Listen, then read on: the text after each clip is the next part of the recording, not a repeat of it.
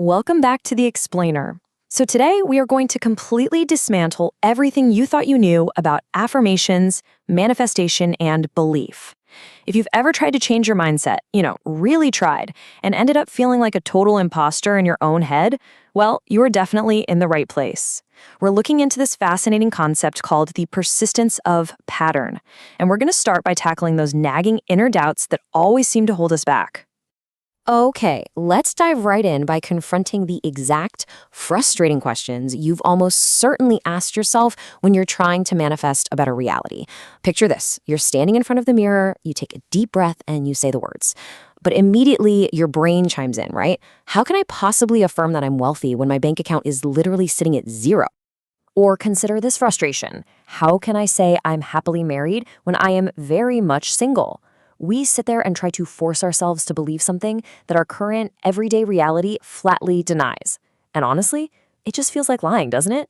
Or how about this? How can I affirm I'm living in Ireland when I'm physically sitting in India? When our physical environment completely contradicts our spoken words, we immediately jump to the conclusion that we're doing something wrong. We think the technique is broken, or worse, that we are broken, simply because we don't have enough faith. We feel like we're just playing pretend. So the crucial takeaway of our explainer today is a highly provocative thought. Ready for it? What if I told you that belief is completely overrated? According to our source material, the only thing standing between you and your desired reality isn't a lack of faith at all.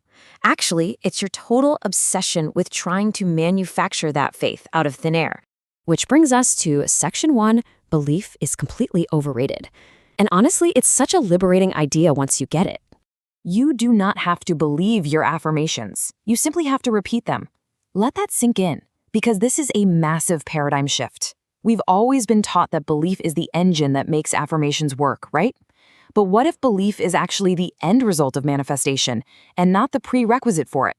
You don't need to feel it to start. You literally just need to say it. Moving right along to Section 2, bypassing the mind's gatekeeper.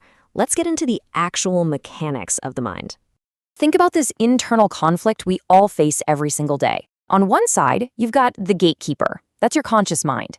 It argues, it questions, it compares, and it judges. Its whole job is to protect what's familiar. But on the other side, you have the soil, your subconscious mind. And the soil just receives, preserves, and accepts. If you say, I am successful, the gatekeeper immediately yells back, no, you're not. And here's the kicker. If you wait for that analytical, conscious mind to agree with your affirmation, you will never build a new identity, because it will block you at the door every single time. All right, Section 3, Ancient Secrets of Repetition. We're talking about the sheer power of persistence. Just look at the historical precedents for this. You have mystics repeating sacred names thousands of times, monks chanting prayers daily, Sufis practicing continuous remembrance, or ancient Hindu traditions using mantras. Are you noticing a pattern here? None of these ancient traditions instructed their practitioners to simply believe harder. No, instead they emphasized rhythm, consistency, and persistence. Repetition was the literal bridge connecting the ordinary, gatekeeping mind to a much, much deeper level of awareness. Because according to these mystical teachings, words possess actual creative potency. They're a pattern, a vibration repeatedly impressed upon your consciousness. Speech itself is an act of creation. The words become less intellectual and more vibrational. Basically, this means that if you repeat a new pattern often enough, it bypasses the meaning entirely and simply becomes familiar. I mean, think about your own name. You don't wake up every morning trying to emotionally convince yourself of your name, right? It's just completely familiar to you. This perfectly sets up Section 4, seeds, soil, and stones. Let's visualize these invisible processes. I absolutely love this imagery. The soil never asks, do you really believe this seed will become a tree? The soil just receives the seed, period. A good gardener doesn't dig up the seed every morning to check if it's growing. Yet when it comes to our affirmations, we do exactly that. We affirm for 5 minutes, maybe feel a little silly doing it, and then spend the remaining 23 hours of the day nervously wondering if it worked. We just keep digging up the seed. So your subconscious mind is simply that fertile soil. It just receives whatever is repeatedly planted without asking for your permission or your belief.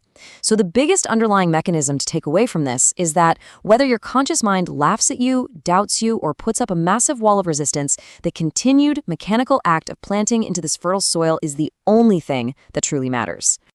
Think of it this way. Repetition is a river, and your resistance is a mountain. A river flows, it persists, and it never questions itself. The mountain? Sure, it's solid rock, but it eventually yields to that accumulated persistence. Just like water wearing away stone, you don't break through your mental blocks with sheer emotional force. You break through with mechanical, flowing persistence. You just gotta keep flowing. Now for Section 5, the power of robotic affirmations. This is how we actually bypass that gatekeeper. Because trying to believe every single affirmation creates resistance, but mindless, robotic repetition removes it entirely. Think about it. When you desperately attempt to convince yourself that you are rich, your mind immediately searches for your empty bank account to fight back with evidence. A whole battle begins in your head. But if you repeat it automatically, kind of like a Roomba, just blindly bumping into walls until the floor is completely clean, the analytical mind slowly gets bored. It loses interest, but all the while, the subconscious just continues silently receiving the words.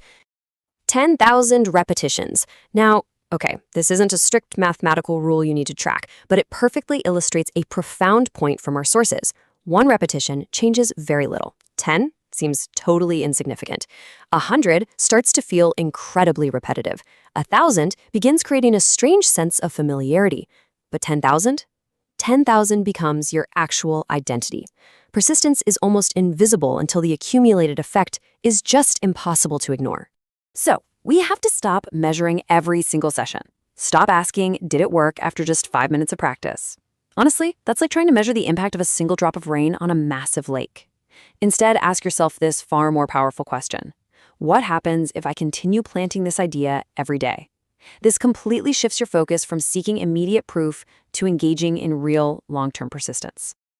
And finally, Section 6, faith arrives at the end. We're looking at belief as the evidence. Notice how you don't begin with certainty. You don't have to fake it at all. You start with sheer mechanical repetition. Soon that becomes familiar, and then comfortable. Eventually, the conscious mind accepts it, your confidence builds, and finally, it blossoms into belief. It just starts repeating itself in your head while you're taking a shower or making coffee. Belief appears almost entirely unnoticed. And this is probably the most beautiful truth of all. Belief is not the engine. It is simply the evidence that repetition has already reshaped your inner world. Esoteric traditions propose that the external world eventually reflects the inner state that has become the most natural to you. So stop waiting to believe. Just persist with the new pattern instead of constantly feeding the old one. I'm going to leave you with this final thought for today's explainer.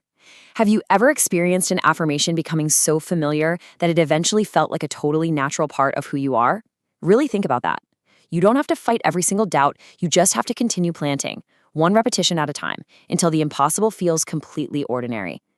Thanks so much for joining me today. Keep affirming, keep persisting, and remember, sometimes the absolute most powerful affirmation is simply the one you refuse to stop repeating. Catch you next time.